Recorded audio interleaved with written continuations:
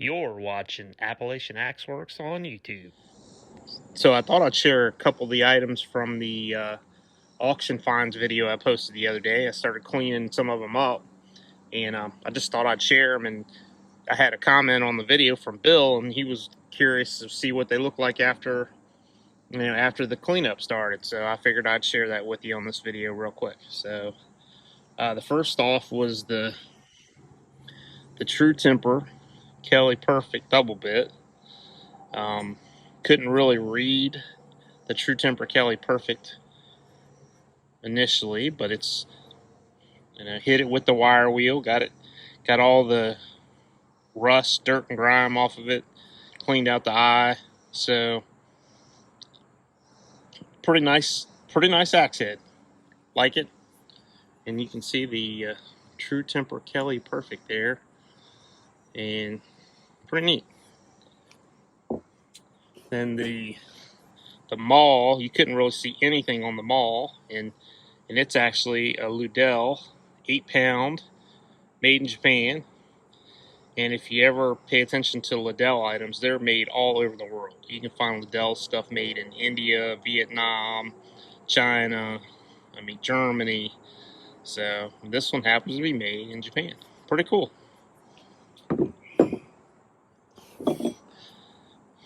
The Winter hatchet. Now this had a handle on. I took the handle off. The handle wasn't any good, but nice solid hatchet. This will make a good user hatchet. Pretty nice, neat name, Winter. I can't really remember whose line of tools that was, but this was one of the this was the Germantown. You couldn't even barely read the Germantown on it. The handle was rough, but took it off. Nice little hatchet. This one's GTW. Pretty nice. And the couple of the neatest items that we found was this Craftsman hatchet right here. And we started cleaning it up. Now this one's going to get the full on cleanup. We're going to go give it the legacy restore work, and we started working on it. You can see it's starting to kind of get a shine, getting all that. Now some of this stuff may not come off, but this will be so nice and shiny, and it'll get really sharp. These Craftsman axes are really nice, and you can see we're kind of at the halfway point on the back side of it on the cleanup. So cool hatchet though, really neat. The handle's in great shape, so we're going to reuse the handle. And I love using the original handles. And as you can see, it says Scout Hunter on it. That was really neat. I don't know that I've ever had a Craftsman that said Scout Hunter on the axe, on the handle like that. And we haven't done anything to the handle yet. So, but it's solid, and that's going to be a nice hatchet when we get done. And once we rehang it, we'll rehang it we'll use double round safety wedges in that, and then I'll do some nice leather on that, and that'll turn out to be a really nice hatchet. But this here was the neatest find in the bunch. So I suspected this was World War II or military, and sure enough, got it all cleaned up.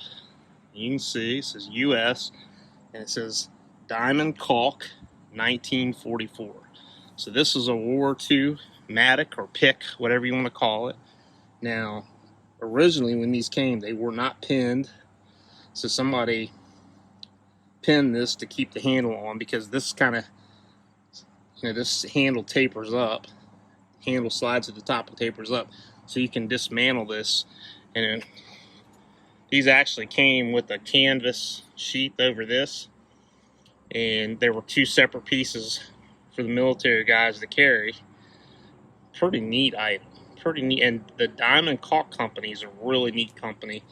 And during wartime, World War II, many companies stepped up and made items that they didn't necessarily make as as part of their regular production. So Diamond Caulk was a company that initially made horseshoes and caulks. And caulks are like basically like cleats for horseshoes. They were founded in 1908, and they started making hand tools in the 20s. And they started with wrenches and things like that, railroad supplies. They moved into other tools. They made pliers and cutters, tin snips, monkey wrenches, all kinds of other tools as time went on. And it remained a family-owned business till 1981. So it's pretty neat company. At one time, they were sold alongside of Snap-on tools in like the 30s, and until Snap-on came out with the Blue Point line. So, but really neat company, really neat history, and it's just one of the things that I really like about old tools, antique tools, vintage tools, is when you find something neat like this, you start researching it, and then you find out, you know, really neat things about a company like this. So, neat company, neat tool, neat find. So, there you have it. Thanks for watching the video.